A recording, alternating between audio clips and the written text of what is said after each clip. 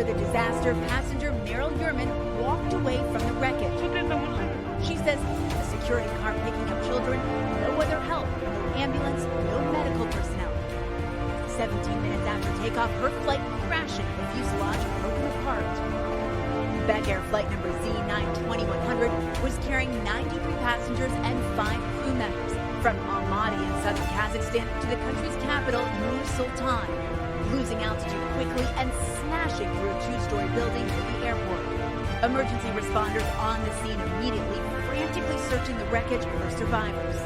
The Fokker-100, a small Dutch-built aircraft introduced in the 1980s, went bankrupt and ceased production in 1996.